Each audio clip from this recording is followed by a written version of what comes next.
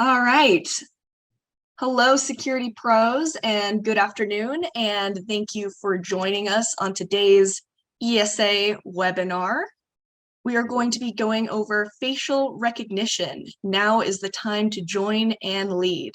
In this webinar, CyberLink's Senior Vice President and General Manager, Richard Carrier, and VP of Business Development, Terry Schellenberg, and Senior Sales Engineering Manager, Craig Campbell, will discuss why the demand for facial recognition, a must-have for security, is quickly expanding into operations, marketing, and sales. I'm Hannah Boone, ESA's Marketing Manager, and I'm excited to be leading today's webinar. Before we dive in, I'd like to provide some tips for those of you joining us on your first ESA webinar. Welcome. You'll be muted for the duration of this session, but that doesn't mean we don't want to hear from you. If a question or comment comes to mind at any point during today's session, please click the Q&A icon at the bottom of your screen, and we'll ensure we save some time for your questions with our experts. We'll also be recording today's webinar, so you can rewatch the on-demand session and share it with your colleagues. Tomorrow, you'll receive an email thanking you for your attendance today with a link to the recording as well as today's slides. If you enjoy quality content such as this, make sure you register for the Electronic Security Expo, which will actually be next week, June 14th through 17th in Fort Worth, Texas. The event is designed by and for pro-installed electronic security and life safety channel with over 30 sessions driven by panels of integrators and dealers paving the way in areas like reducing truck rolls, managing attrition, cash flow, and more. Your leadership is sure to find tactical advice to bring back to the business. We at ESA realize that your time is valuable, and we appreciate you spending some of that time with us today.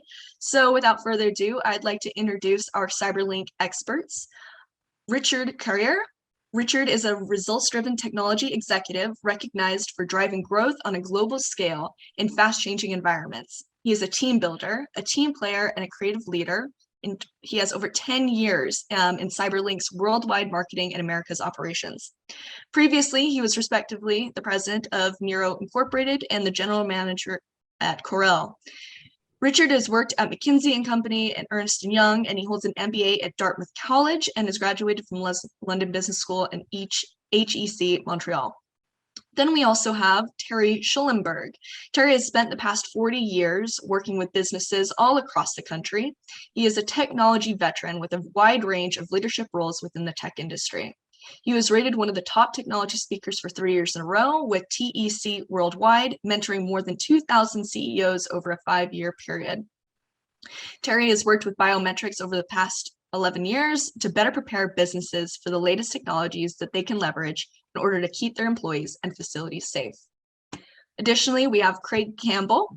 Craig has over 30 years of experience working on new cutting-edge technologies. He has held positions that range from product development to sales engineering and evangelism in a number of small and large organizations. Building on an expertise that goes back to early years of digital media, Craig has spent the last 10 years applying computer vision, biometrics, and other technologies to cybersecurity, surveillance, and access control. Quite the introduction. Thank you all for joining, and y'all can take it away from here.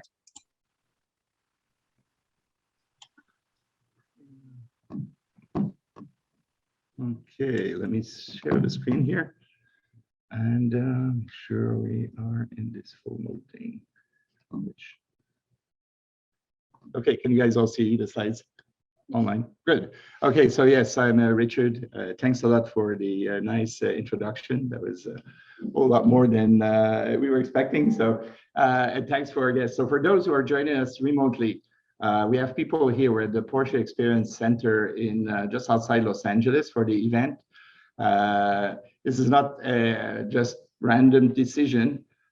Because we're going to talk in this seminar and also throughout the day for those who are with us in person, show the importance of performance as a key driver for facial recognition solutions that add to the performance of a variety of solutions from range from security and access control to retail experience to a whole set of other things that are very important. Performance is something here at Porsche. Those who know cars, the Porsche 911 is probably the longest standing car It's been around for 60 years. Compared to other supercars, it's the performance at every point, reliability, every context, makes it a car, an everyday car that you can put also in the racetrack.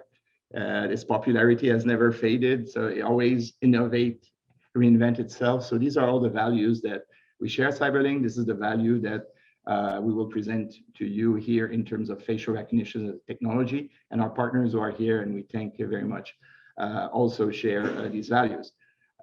So I won't say anything more. I will leave the floor to my colleague, Terry, who will go into details. Thank you.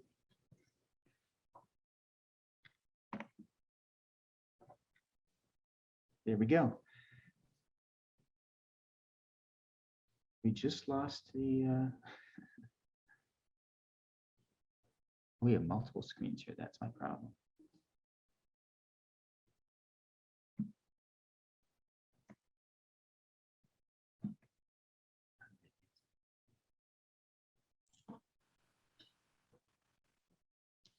Okay, so we're going to go through this agenda today, talk very quickly about biometrics, facial recognition, how good biometrics are they something that you can depend on? We're going to talk about adding facial recognition to your business tool set, popular use cases, new use cases, products that you can deliver today, and the ethics of facial recognition.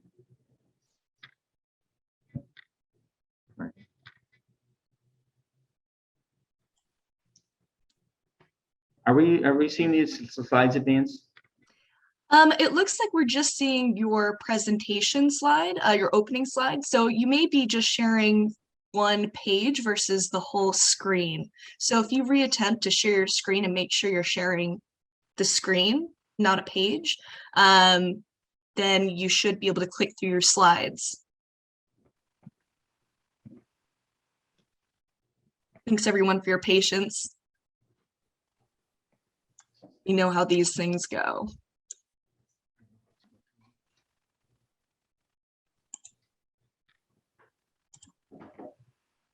For example, when you click the share screen icon, you'll have a selection. Yep, now we can see your agenda. Perfect, I'll let you take it from here. Okay, so I'm going to start with biometrics and facial recognition. I've worked in the biometric space for about 20 years with a lot of customers, and I tell this first story because it's really interesting to watch.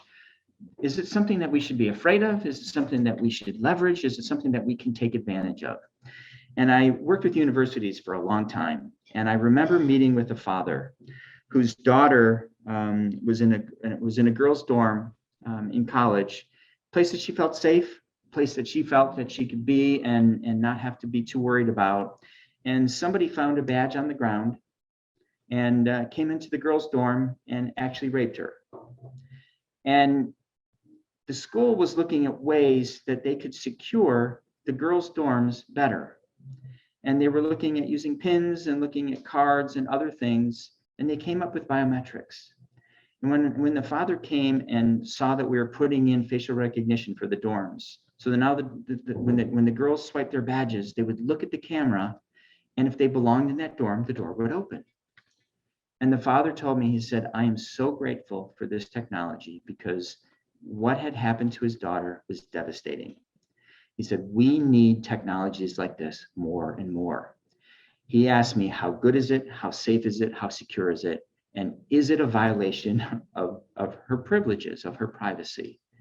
And I told him I didn't think so. I didn't believe so. And I asked him how he felt about it at the end of the semester. And he said it was probably the best decision that the school had made. Biometrics in general, we've been dealing with them for a long time. There's all kinds of biometrics. So signature and handwriting in the 60s, people found ways that, you can look at your handwriting and analyze it and say, that's really Terry. That's exactly who he is based on his writing. Fingerprints were used in the 1800s. First court case that was processed using fingerprints was 1911. Palm and vein prints were in the 1800s. Voice prints in the 60s. Gait recognition. Your walk and my walk are different. and the iris. Ophthalmologists, after looking at hundreds of eyes, realized, you know what, the eyes are pretty unique and they stay unique. Our eyes don't change from when we're children to when we're adults. They always stay the same. They don't get bigger, they don't get smaller. And facial recognition started in the 60s. The first semi-automatic facial recognition system didn't come into play until 1988. Now, one of the things that we're dealing with today in our world with the internet is we have voice, we have fingerprint and face that are dealing with something called a deep fake.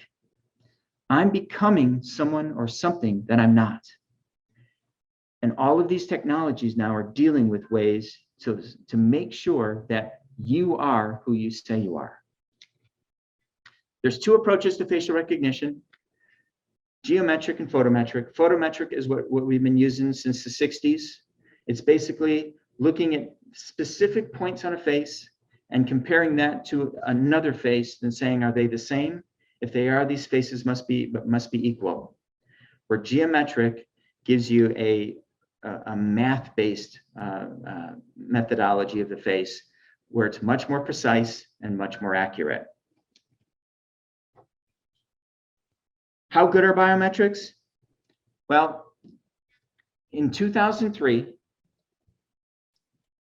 they do a lot of testing on this. They do a lot of testing for all of the biometrics that we had talked about, but they've been ranking fingerprints for a long time. And fingerprints they're saying are about 90% accurate. That's the best they can do. So we always think, you know, fingerprints are unique. Everyone has a unique fingerprint. No two are the same. Unfortunately, that's not the case. Iris recognition. In 2003, they were about 81% accurate. If you do iris outdoors, they're about 50% accurate. Lighting really messes with the eyes, really messes with iris recognition. Facial recognition, same thing. Indoor, about 77%. Outdoor was about 37%. We were doing facial or photo geometric matching. Well, in 2020, we're now using artificial intelligence. We've added artificial intelligence to the mix, and it changed drastically. You see that iris now is in the 97% range, and you see that facial recognition is in the 98% range. This all occurred because of artificial intelligence, and even the outdoor ratings are significantly higher because of artificial intelligence. Artificial intelligence also gets rid of racial bias. One of the biggest nightmares with facial recognition is racial bias. Darker skin has a more difficult time recognizing a face than with lighter skin. And that has always caused a problem. With geometric and with artificial intelligence, racial bias goes out the window. So I want to talk with you real quick about what does it look like to add facial recognition to your toolbox? People ask me every day, does this make sense? Is it the right time? What's going on? So what I'm going to do is I'm going to walk you through some use cases. I'm going to take you through some cases that are going on that our world is seeing and are using today. So I am not going to read these slides to you. These slides are for you for later, but I want to talk very briefly about each of the headlines here. So access control and time and attendance. I talked to you about the girls' dorm, using it for access control. Buddy punching is a big deal in the time and attendance space. Being able to punch someone else's card or to punch them in even though they're not there or they're going to be late, or punch them out after they've gone. Time and attendance is a big deal with facial recognition because now you can use the face and guarantee that that person is checking in or checking out. Access for medical cabinets. I work with a number of companies across the world.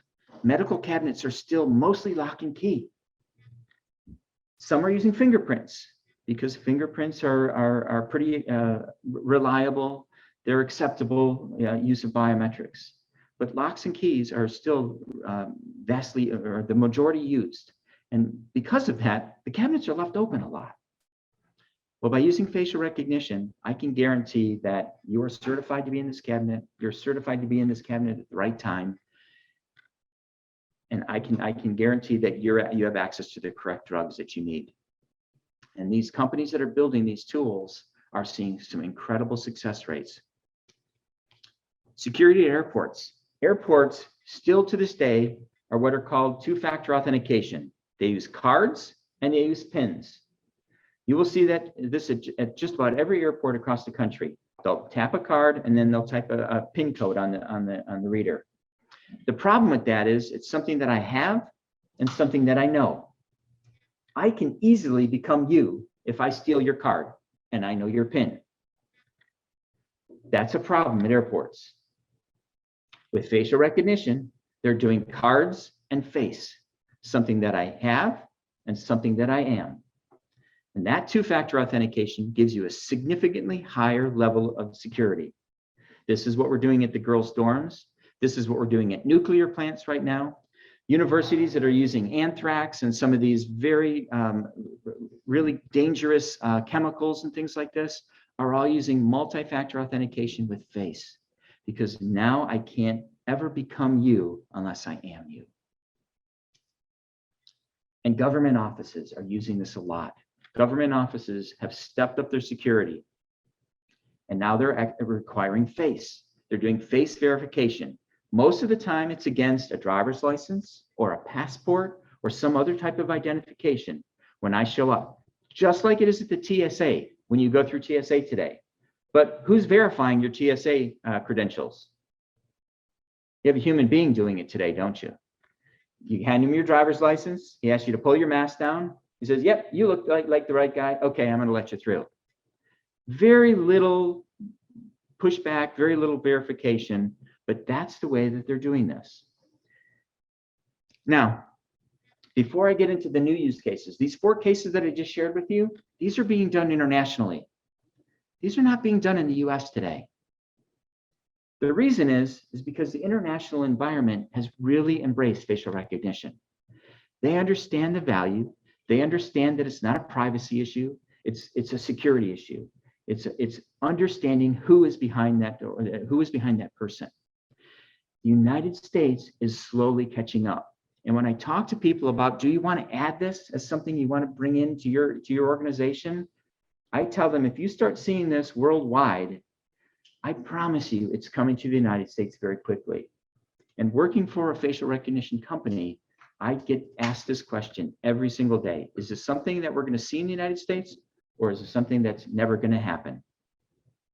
So let me tell you about some of the new use cases, because the new use cases will give you an idea of why it's coming to the United States quickly. Dynamic imaging has some really cool technologies that they built for helping people prosecute criminals, for helping people do an investigation, for helping prisons secure their facilities. Dynamic imaging is here in the room today, and they will show you their system, but their system is very powerful. One of my favorite stories that they tell me is in the past, when they check in prisoners into a prison cell, they would have to scan their wristband, a band on their wrist, typically with a barcode or an RFID tag or something in it. They have to get really close in order to do that. And many times there would be an assault. They could be attacked. Well, now they're using facial recognition. They could stand feet away from those people, verify who they are. You're in the right place. I can move on and do my job. It's very powerful technology when you throw facial recognition into the mix. M-Site. This is a very fun story. This is a very creative use of facial recognition. They do construction site time and attendance. They do construction site access control. And you see this device on the top here. This is their device. They built this device. They've been shipping it for a couple years. The problem is most of these construction sites are temporary. They're there for a few weeks, a few months, maybe a year, and then they get moved. And these devices are getting destroyed because every time that they move them, every time that they're hauling equipment, moving equipment around, moving material around, these devices are getting destroyed. And it was costing them a fortune. And so what they did is they changed their model. They said, you know what, we're going to move this to the phone. The phone is now completely capable of doing facial recognition. And so what happens now is your typical GC Your general contractor on the site is the person that's checking everybody in. And he's using his own personal iPhone, his own personal Android phone, and checking people in. Do you think that phone gets broken every week or every time that they need to move to a new site? All of a sudden, the hardware goes away. All of a sudden, the problems that they were running into building their own devices were taken care of immediately overnight by doing it, by moving this to the personal devices. And then Sentry Interactive. Sentry Interactive has an incredibly beautiful interactive receptionist. This works at office buildings. You can walk into the office building and it can recognize you. It can ask you questions. Hey, have you been exposed to COVID? Has anything happened? Have you been around people? You know what? I can measure your temperature right here. You know, you have a high fever today. Maybe you shouldn't be coming in here. It can do health screening. It can show you some information. It can direct you. Hey, you know what? We see you have a meeting with Richard at 3 o'clock. Go up to the 3rd floor. We'll open the doors for you. We'll let you into the elevator. Go up to the 3rd floor. Take a right, and the first room on your right is going to be where you're going to meet him. We'll let him know you're here. This interactive display can completely take away from having a physical receptionist there and give you a lot of great tools.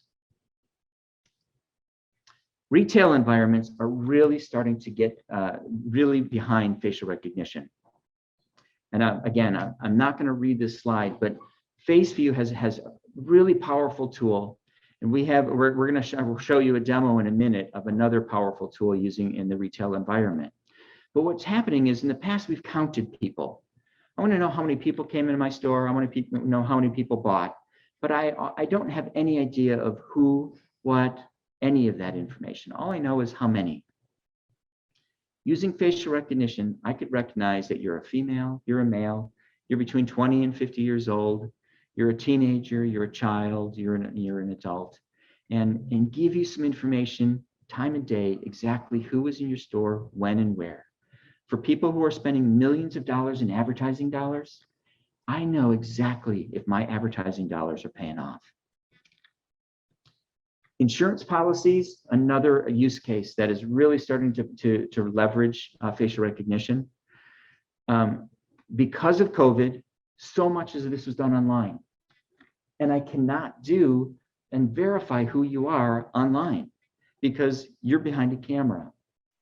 But if I have access to your passport or you have access to your passport and I can verify you're the person on that passport, when I meet you face to face, I can get all of this work done ahead of time. This is called Know Your Customer or KYC, and it's very powerful online. So powerful that the cryptocurrency exchange all use facial recognition now. You cannot open a cryptocurrency account without facial recognition. They haven't even gone to traditional models. They bypassed all of the old ways and said, cryptocurrency, facial recognition, that is the way we're going to do it.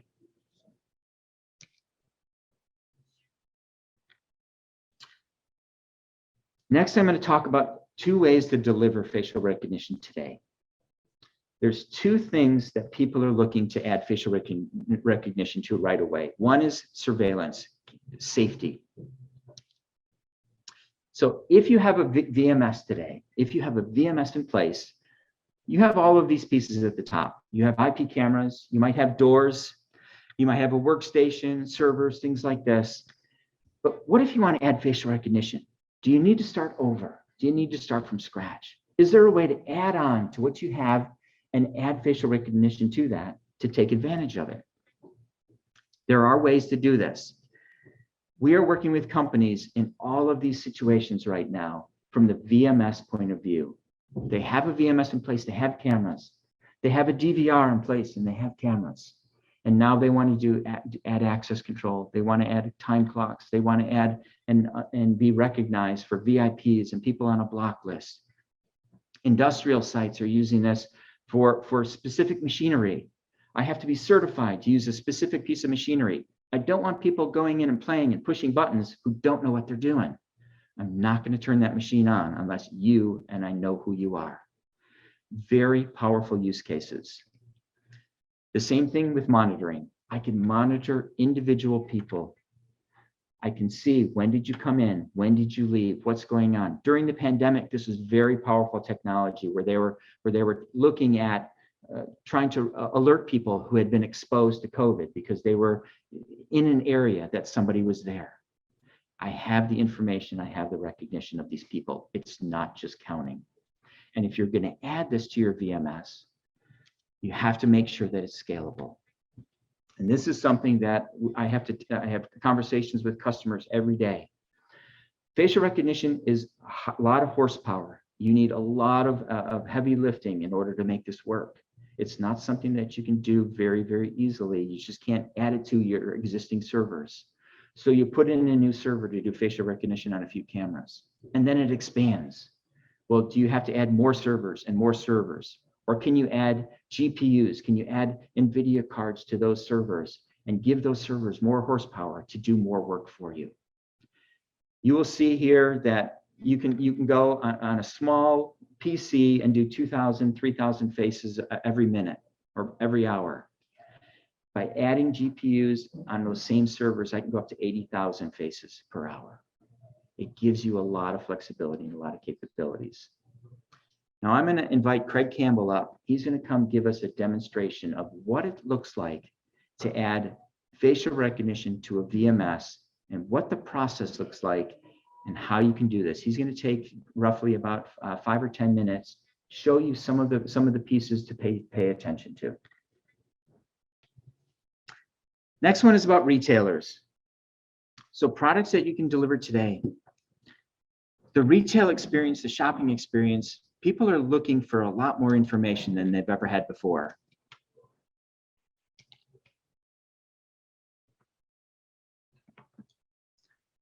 So today, there's lots of ways of gathering this data.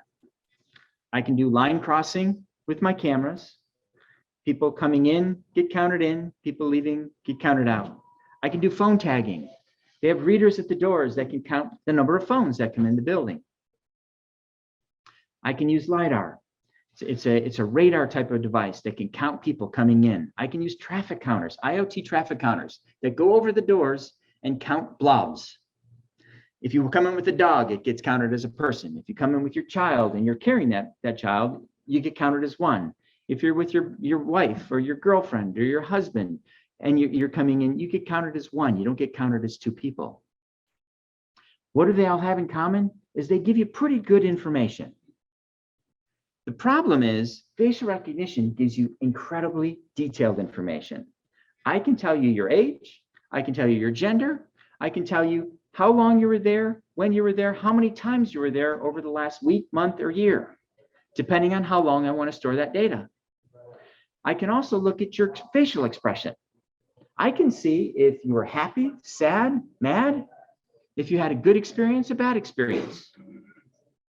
You can put this at the front doors. You can put this at the back doors, the side doors. You can put it at your employee entrance to see how your employees are doing. This information is very powerful. I can view this information in graph format, unique visitors. I could break it down by age and gender. I can also break it down by satisfaction level, and I can break it down by time of day. So I have more information now using facial recognition, and I'm not capturing any faces. I'm not storing any faces. All I'm doing is looking at the information and leveraging that data, and I'm counting it. And the power of it is I can bring it all in one place, and I can look at multiple stores. I can see if this is a pattern in a single store, in a specific region, a specific area, or globally. And it was interesting during the pandemic when you look at some of this information, because you could see who is shopping and who's buying all the toilet paper and who's doing these things. And it was very interesting data that the retailers were able to bring back. Now, this doesn't just work in a retail environment. I have Amar here today, and he's going to show you what this looks like in an auto dealership. The automobile industry is changing. We can buy our cars online. We can do everything we want online. And what's happening is the dealerships are trying to service their customers better. And by leveraging facial recognition and learning this data, they're able to understand, wait, how many times did you come back to this same dealership? You've been here 5 times in the last month. Maybe you need to get some questions answered. Maybe there's some way I can help you. Maybe there's something else going on. Maybe you're coming in for service. I want to know how this data is playing out. And Amar has a very powerful tool that they'll show you. And he's going to come up and show us right now. So one of the largest auto manufacturers, they came to us. They said, we have a problem and we would like to have a solution. We were in the signage business. And so what they wanted to know was, they say, we spend like $1 million on an ad spend. And every pop we do, we $1 million out of the door, basically, but we do not know what we're getting in return. So what we did was, we have a signage back there that we did. So that's an interactive platform. So we loaded up the products in there. So person, when he walks in, it's captured by the facial recognition, and it dices and slices, as Terry had told us. You could do by age, gender, by sentiment also. We can also tie up what is playing on the signage and when they're looking at it, because we are also using the gaze API. So system can actually tell when they were looking at a certain ad, what the sentiment was. So we can take that feedback back to the auto dealership. So, so in essence, what they do is they are able to see what the foot traffic is. And they can see, okay, if I did a campaign this week in a certain zip code, what's happening in that, how many people actually came out and how many people actually looked at those models. So this actually provides them deep insights into and be able to rationalize their ad spend. Some of the other byproducts of it is like, we can also, like if you have a VIP customer, you can store their profile, train it on it. So when they walk into the store, it can immediately notify the manager who can come out to greet him, to give him concierge service. So it does that. On the flip side, it can also screen the blocked people, and it can also alert the security out there. So a lot of benefits, and they were telling me like, it was like a multi-million-dollar project that we did there in all the dealerships. And they said they had like a 3-month ROI on it, because they were able to rationalize the ad spend, customize it, target it better for different demographics out there. So I think it's a very good use case of using facial recognition. And what we did was we actually used a double-sided signage. So it's at the door, so people coming in and coming out. So doing a stat on both sides. And while it's doing, it's also capturing the sentiment analysis. So I'm sorry you could not show it. Our connection was poor. Everything runs in the cloud. It's uploaded there, and they can actually look at the data. Actually, the interesting thing is the regional CEO has a big dashboard running in his office. So he's looking at all the locations, all the demographics coming into him. So you can see which dealerships are more engaged, which are not. So should you consider facial recognition? There are lots of great use cases. I can list 50 more today. We just don't have time to go through all of them. There's still many hurdles. There is so much going on in our world, so much going on with our laws. It's not? Keep going. Okay. There's so much going on with our laws, with our governments, with our privacy, with our security. People are doing everything they can to push back from this. And so there's not a right solution today. Every solution is just beginning. Every solution is just starting out through this process. And every time we embark on a new project, people are asking, is it the right time? Should I take these steps today? And so my answer to them is, yes, it's coming. You cannot avoid it. There's a lot going on. Is it the right solution today? It is in many instances. It's not the right solution for everything. And the laws are changing in our country. People are starting to address this. And as soon as they start to situate this and put some laws in place, it's going to benefit facial recognition going forward.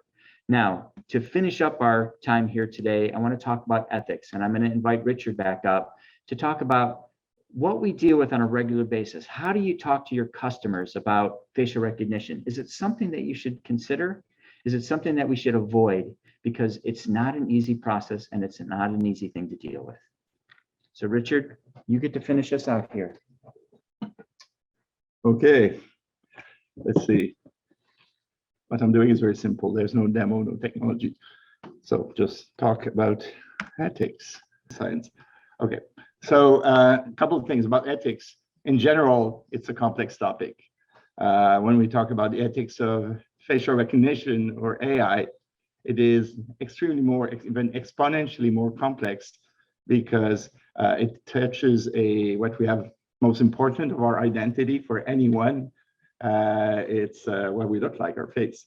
And people are very worried that, having your social security number stolen is a big problem, but having somebody who has all the parameters of your face and can pretend they are you, you can change a password, you cannot change your face easily. Please, outside of Southern California, it's a bit more expensive. So when I talk about facial recognition ethics, like things come back from We've seen it online okay, so now you're saying the dooms, yeah, Prometheus. before. Okay, good.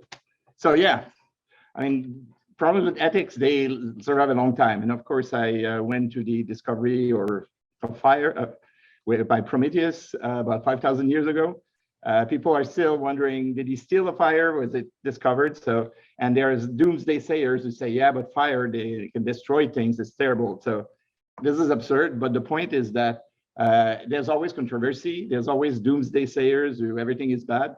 But you look at the technology today, and consumers are ready to use it. Like if I was to ask everyone who has an iPhone to use the face login for not only the phone, but banks and everything, I have yet to find somebody who doesn't. So you trust Tim Cook with your most personal, your most valuable information, and he runs a commercial company. But when it comes to providing it, and here people who are here today, we're all in the industry of providing access control, security, and all sorts of services, value-added services that will improve customer experience using face. We need to have a very clear mindset. And as Terry was saying in the introduction, in the past 10 years, there's been a lot of failed experiments showing that there are all sorts of issues that were very true until 2, 3, 4 years ago, and were totally resolved or almost totally resolved by AI. So with that, we're very confident. So in the case here of our company, Cyberlink, at the very top, our CEO, Dr. Zhao Wang, and I had a conversation about 3 years ago and say, yeah, this thing is controversial.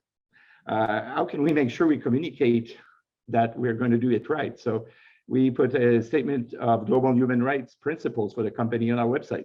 And it's not just there. Every single page of our website, you can click and see the link. I'm not going to read it. I invite you to go check it for yourself. It's very easy to find. But the point is that we make a statement. We say we're not going to do anything that would betray or would impede on the individual rights of human beings across the planet. That's a pretty bold statement, but I think it has to start with that. And everybody involved, you can make kind of statements if you do the right things, which is what we all do. Then when we bring it to ethics, I said it can be extremely complex, but we want to communicate simple message. So really there's 3 dimensions. There's a product or the solution. How is it developed, implemented? What are the use cases that we do that we don't do? And how is it implemented to make sure that we abide to our statement of human rights and our principles?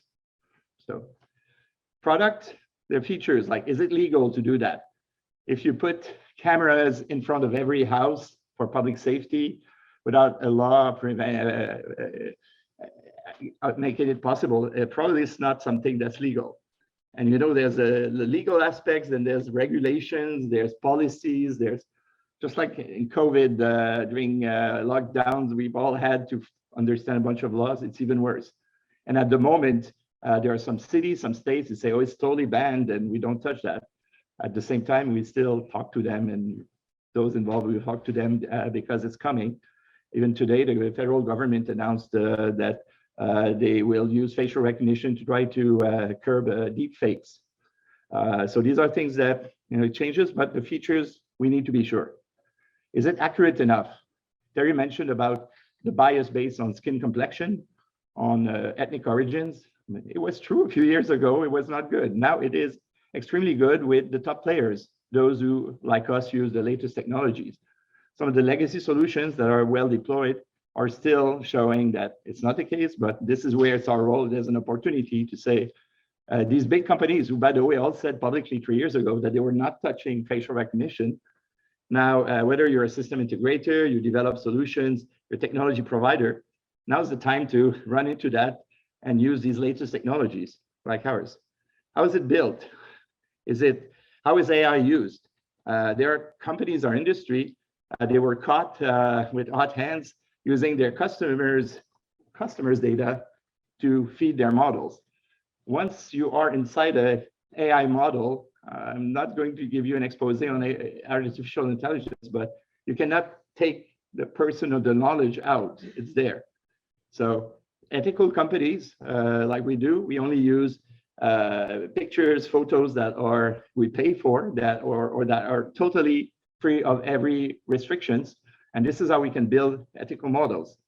The algorithms also don't do anything twisted. It's something that is well proven. So that's very important. And then how does it run? How does it use data, process, keeps it? So if you want to do facial recognition, at some point, there's an operation where we need to take a picture of an employee, of a visitor, of someone. Is this picture what is accumulated in a database? Terry showed you that no, when it's vector-based, all you have is a template, and it's impossible to recreate a face with a template that has vectors of a face.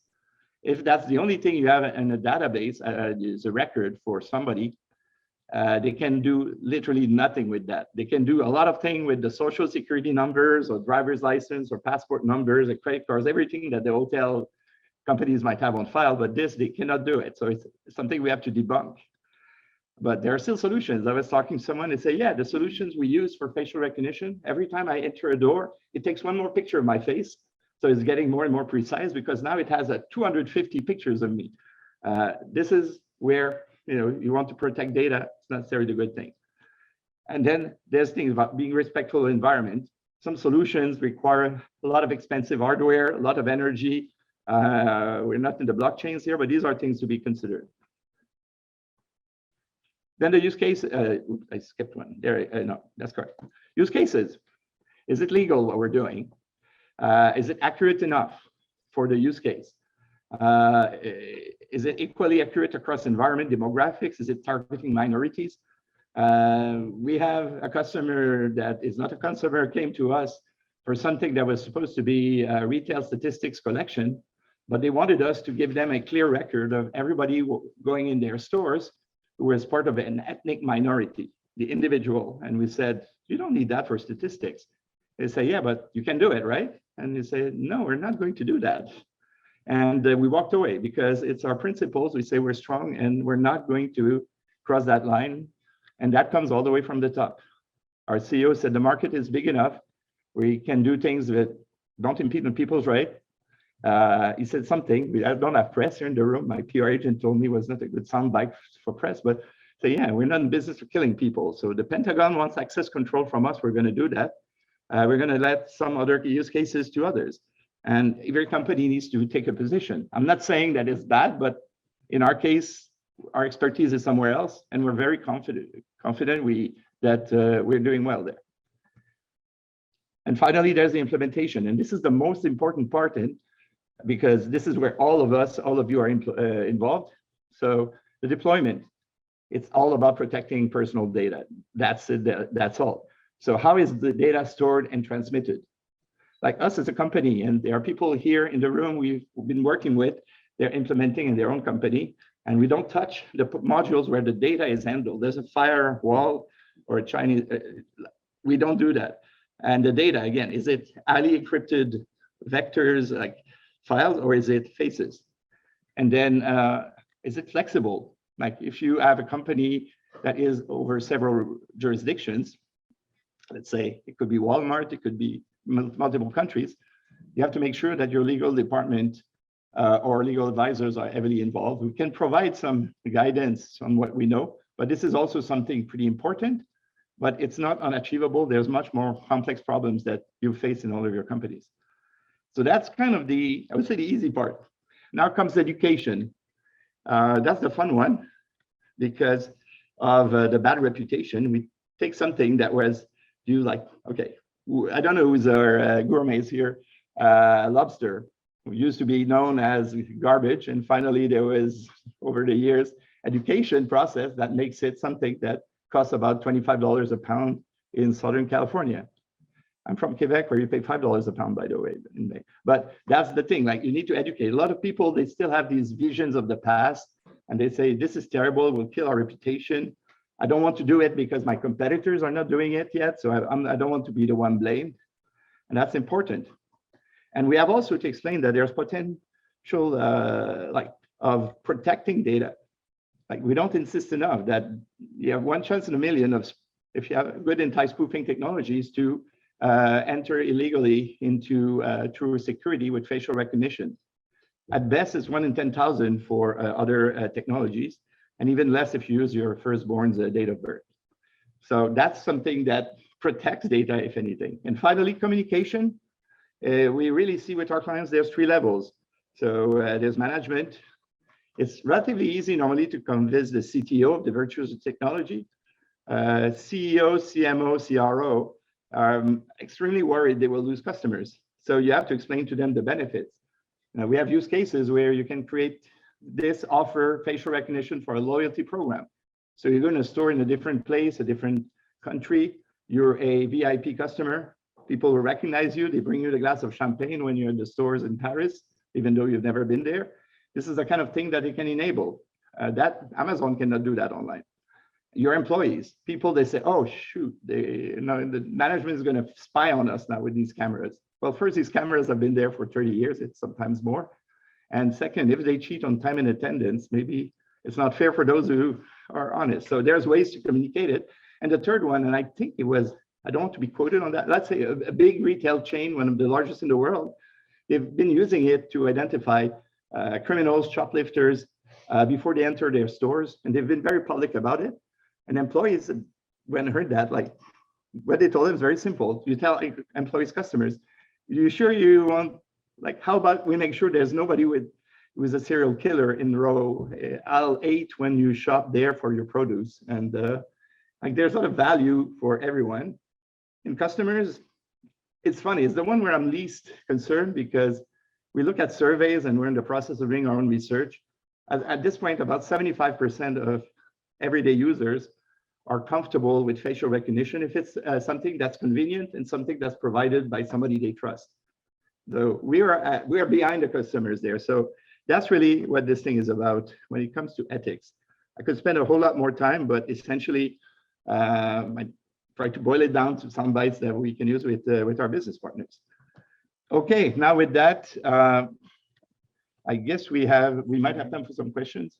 It's 11 o'clock. So Yeah. Oh, it's 11. So I need to ask Hannah, how are we doing?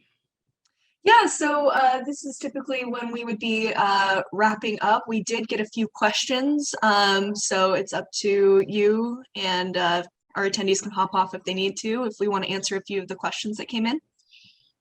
Yeah, we'll be more happy to answer questions.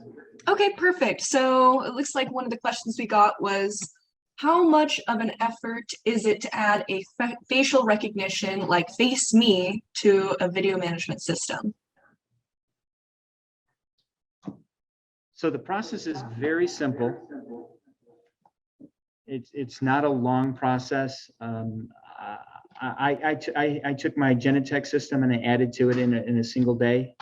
It's a matter of adding the software to your server platform, connecting it up with your VMS, and we support Access, Genetech, Milestone. The major systems out there are Vigilon.